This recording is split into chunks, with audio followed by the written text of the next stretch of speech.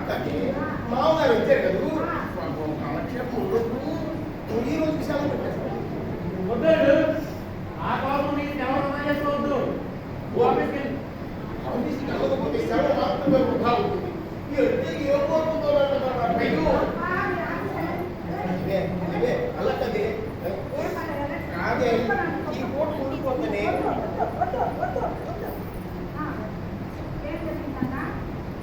ఏమంటే బరువు మర్యాదలు పట్టగలుగుతుంటాయి.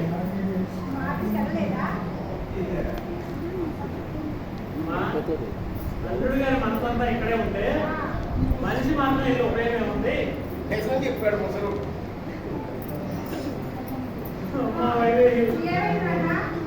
మా ఊళ్ళో ఏమంటే ప్రజలందరూ చందాలు వేసుకుని రామాలయం కట్టించారు. నిత్య నైవేద్యం కోసం 2 ఎకరాలు కైంకర్యం చేశారు. అంతేగా బావగారు. ఇంకా ఉందల్లుడు. ఇంకా ఎంత చేసినా నా కూతురికి ఇంకా సంతానం కలగలేదేంటి స్వామి అని నా రామచంద్రమూర్తిని ప్రార్థించి అది కొడుకుడు పోయానమ్మా.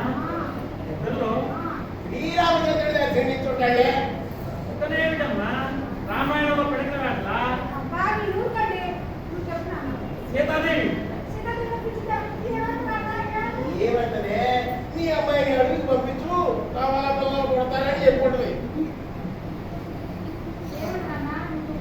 ఆయన తప్పయ్య మీ ఊరోళ్ళంతా కలిసి పొడైతే కట్టించారు.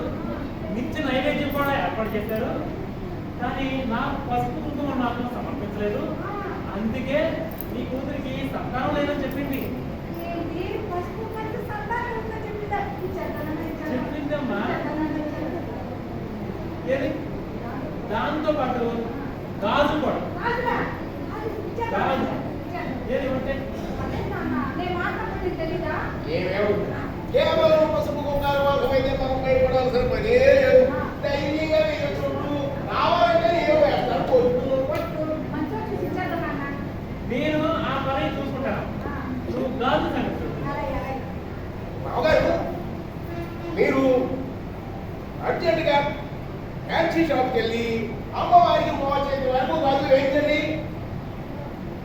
నేను చెప్పింది ఆ గాజు కాదు ఆయన. మరి ఏ గాజు ఉన్నాయా? మొన్న దసరాకి అమ్మాయి చేయించుకుంటే బంగారు కాదు అయ్యి కొత్త బంగారు గాజే. తీసుకురా ఏర్పాటు నాకు ఫస్ట్ టైం అయిపోతుంది. తొందర రావాలి. ఈ లోకంలో మామూలు పీడించుకు తినే అల్లుళ్ళు ఉంటారని ఆడిపోసుకుంటారు, కానీ ఇలా అల్లుళ్ళని పీకు తినే మామగారు ఉంటారని గ్రహించరే. లేదండు దేవుడిని మే చేస్తాడు.